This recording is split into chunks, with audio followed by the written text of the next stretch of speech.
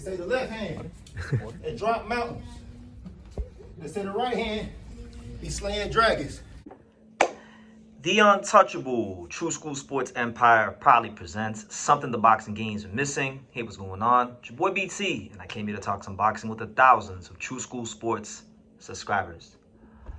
All right, guys, so it is, in fact, officially fight week for Lamont Roach versus Pitbull Cruz. And guess what, guys? Your boy BT, it's been a while. I think this is my first time going to any fight since I was in Japan for Brian Noman Jr. and Jitazaki. So it's been a while. I didn't have the year I wanted in 2025, but I'll tell you this, 2026, starting right now, it's already 2026 in my head.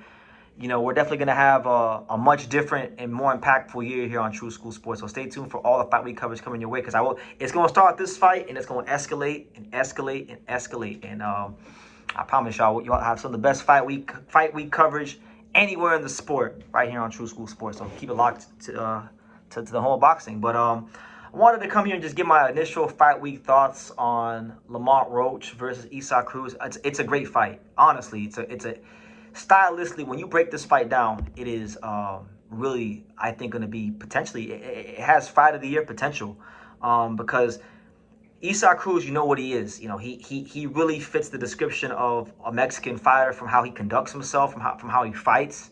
And that's why the Mexican fans love him so much. You know, if you've ever been to a Pitbull Cruz fight, whether he fights in the main event or he fights on the undercard, he traditionally has the most guys and the most fans in the crowd. He gets unbelievable support from the Mexican boxing fans, and I think it's because there's not too many fighters in the fight game today that embody what Mexican fans love from their fighters more so than Pitbull Cruz. So you have him on one side, right?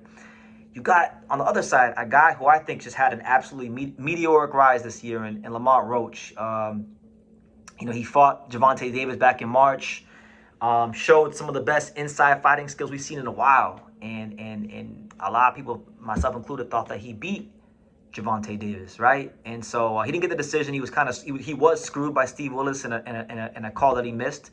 But it's the fight game. It happens sometimes. So it's a real, like, for these guys in their careers, it's going to be one of those legacy fights. And it's not a fight where I think, you know, Cruz will be looking for Lamont Roach, and it's not a fight where I think Lamont Roach will be looking for Cruz. I feel like it's going to be a fight where you see these two in the pocket, you know, banging it out and really giving the fight fans what they want to see, you know. So let's talk about it.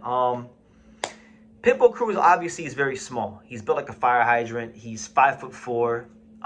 He's a guy that he traditionally operates in the high guard, but it's a very active high guard.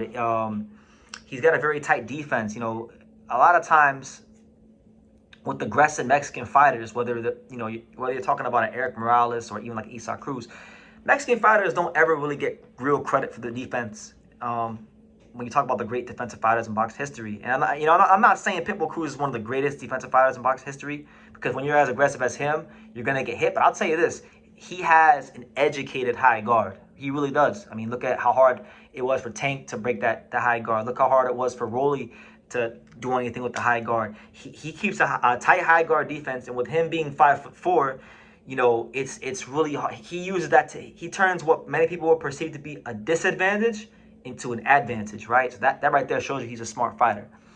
Then you got Lamont Roach on the other side, right? A guy that is showing you guys that he's doing what he can in his power to try to get more consideration to be on the pound list. You know, he won a world title at 130 against Hector Garcia. He fought one of the baddest dudes in the world in Gervonta Davis and showed y'all great skills in that fight and should have won. Now he's coming up to 140 fighting a guy that's been champion before in this weight class, and he's looking to, you know, make a statement here. So even though, you know, he still technically holds that WBA 130-pound title, Lamont Roach, 3 of his last 4 fights have been in 3 different weight classes, right? So that's you know, pound for pound stuff, right? So really, I don't got a bad word to say about either one of these guys. I feel like both these guys are carrying boxing in a great way right now. And I just think stylistically, it's going to be a great fight. Now, when I look at the keys to victory for both guys, you know, I think for Lamont Roach, it's very simple. You know, you have to find a way to mix up your attack and not allow Cruz to move forward and get underneath those shots. So I think, you know, the jab will be important, but I think mixing things up, you know, I think finding a home for that left hook. Lamont Roach has a good left hook. He had a lot of success with that left hook against Hector Garcia. You I think he's going to have to hold his ground and just really keep those punches nice and short on Pitbull Cruz. If he can find a home for that punch early and often, then I think that's going to be that's going to be something that leads him to victory. For Pitbull Cruz, his keys to victory are the same every fight, which is make that pace, push that pace early, and push that pace often. Like think of Isaac Cruz as like the Steve Nash Phoenix Suns, with Amari Stoudemire running the fast break. Like he's trying to get downhill on you and push that pace and see, okay, you think you're a man, you think you got balls, you think you really about this life in the pocket? Okay, let's see what you're made of. And if you're not that kind of fighter, if you're faking the funk, you get found out, like Rolly did, like a lot of guys have in the past. So it's a real interesting fight. When you look at his career, and what's traditionally given Isaac Cruz problems in the past. Look at Giovanni Cabrera, very awkward fighter, likes to move, has good timing. He frustrated him, and that was a fight a lot of people thought that Isaac Cruz actually lost. Isaac Cruz got a decision in that fight, a controversial split decision victory, right? Lost that fight, or won that fight, but a lot of people thought he should have lost. The fight he actually did lose when he lost his title to Raul Valenzuela. Raul Valenzuela was known as more of a power puncher, but for that fight, Raul Valenzuela was more of the boxer and circled the ring, counter punched him. He knew when to, exchange. He knew when to box, and that was the fight of his life. And he used his reach to his advantage. And I think that's the key when you fight a guy like Pitbull Cruz. You have to find a way to use your reach. And the thing is, like Lamont Roach, you look at dimensions wise. Raul was a bit taller than Roach, and he was a bit longer, but not by much. Raul was 5'9" with a 69-inch reach. Lamont Roach is pushing, 5'7" with a 68-inch reach. And the interesting caveat to this fight is, even though Roach is technically, even though he's the one that's moving up in weight, I really feel like he's not the smaller guy coming up in weight, because Roach is a big 130-pounder. He was the bigger guy when he fought Tank.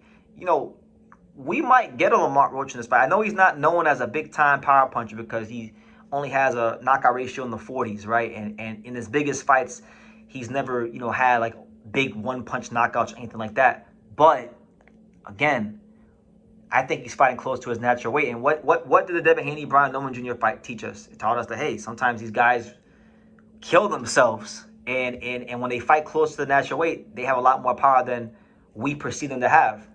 So I'm really intrigued to see, like, when Roach hits Pitbull Cruz early in the fight, does Pitbull Cruz, does the punch output get slowed down a bit? Does Roach gain ground in the pocket? Like, I think that'll be kind of one of the things to look out for. And again, Pitbull Cruz is at a stage of his career where he has a lot of experience now. Pitbull Cruz isn't the new guy on the block. He's been in some big fights. He's gone rounds. He's seen a lot of different styles. He's got 180 rounds in the pros. I mean, you look at the rounds boxed. Pitbull Cruz, 180 rounds in the pros. Lamont Roach, 184 rounds in the pros. So they're about the same, damn near, in terms of professional experience.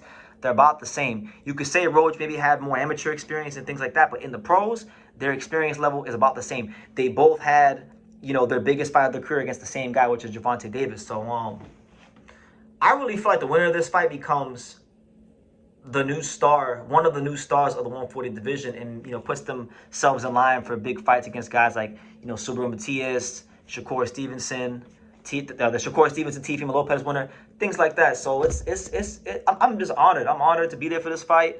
I was just telling my dad that 4 years ago I had the honor to cover. The last time I was in San Antonio was 2021. I covered Gilberto Zoto Ramirez versus Uniesi Gonzalez. And Lamont Roach fought on that card. He fought Rene Alvarado on that card. And nobody really cared. Like, it wasn't a fight that, like, boxing fans talked about a lot. There wasn't a lot of major boxing media that covered that card, because I think that week there was another big fight going on. But I was there. And I remember I got a chance to talk to Lamont Roach in the post-fight press conference a little bit at that time. And, fast forward 4 years later, he's in San Antonio again. But now, in the same arena too, because the fight was at the San Antonio Spurs arena, same arena, but now he's the main event. Now he is one of the the bigger names in boxing, and it goes to show you, when you believe in yourself and you put the work in, you may not get what you want overnight, but it will come. Lamont Roach, I have a lot of respect for him because, and I always talk about this because I feel like this needs to be highlighted more, because there's a lot of fighters that do a lot of talking but don't really believe in themselves like they say they do. They don't really believe in the work they put in. Lamont Roach has always believed in the work he puts in, because when he fought Hector Garcia, you know, him and his dad, they had their own promotional company. They put their own purse bid in for the Hector Garcia fight to drive the price up for the fight.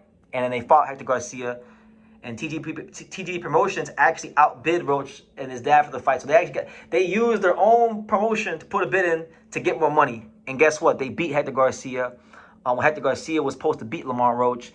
And they've rode that win as world champion to, you know, the Tank fight, to the defense against Patrick McCrory on Pro Box. And that's why they're now headlining in a big pay-per-view fight against a really fun action fight like Pitbull Cruz. So it should be a lesson to yourself, to all the fighters out there. Believe in yourselves, you know, and always the best investment isn't stocks. It's not Bitcoin. It's not anything like that. The best investment anyone can always make is in themselves. So that's the lesson I have from Lamont Roach's career. And if I'll tell you this, he has a tough assignment, because when you look at the history of boxing, American fighters, particularly, let's just call it a spade, the black fighters going to Texas, it's tough for black fighters to win in Texas against Mexican and or Mexican-American fighters. So if the fight is close, if history tells us anything, it'll probably go to Cruz. You know, think about Pernell Whitaker and De La Hoya. Think about Chavez and Pernell Whitaker.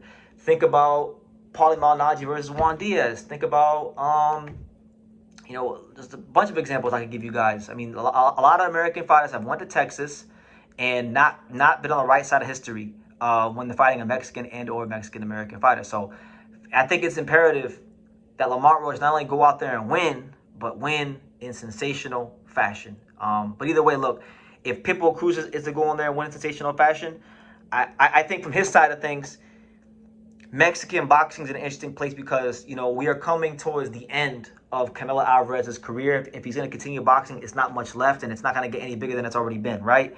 So, you know, right now, Mexican boxing is looking for that next face of Mexican boxing. And right now, I see it really and truthfully as only a two-man race. I see it being between Pitbull Cruz and Rafael Espinoza. Sure, you have guys like Marco Verde, who, you know, were Olympians, who are coming up, but right now he's not in the fold. I'm talking about guys that are already at the championship level, that aren't so old to where their career is almost done. Right now, to me, it's a two-man race, and that race is between Rafael Espinoza and Isaac Pitbull Cruz. If Isaac Pitbull Cruz comes in here and beats the shit out of Lamont Roach, I think he sits atop the throne, because he already has, you know, one of the biggest fan bases any Mexican fighter has in the sport right now. So those are my initial fight week thoughts. I would like to hear some of your guys' initial fight week thoughts, and we're gonna have lots of coverage here on True School Sports. It's the first big fight I've covered in a while, and I'm making it a real point to be at as many fights as possible in 2026. So this is the start of that, and I hope you. And 2026 is gonna be my love letter to boxing. So you know, definitely stay tuned for it. The media workouts will be on Wednesday, so all the coverage will start on Wednesday. And hopefully you guys enjoy it and keep supporting. And yeah, let me know what you guys think. Let me know who you're picking. I have a lot of content coming out. And yeah, like I say in every single one of these videos, you can love me or you can hate me. But I'm just a kid from Daniel. So until next time, take care, guys. Thank you for watching True School Sports. Thank you for watching another video on the untouchable True School Sports empire, the home of boxing. We're on the road to 100,000 subscribers, guys. So help us keep being great. Help us keep pushing out that real boxing content for the fine folks all around the world. And make sure you jab, you hook, you Mike Tyson, you Mayweather that subscribe button. Pops, show them how do they gotta hit the subscribe button. Pop, pop,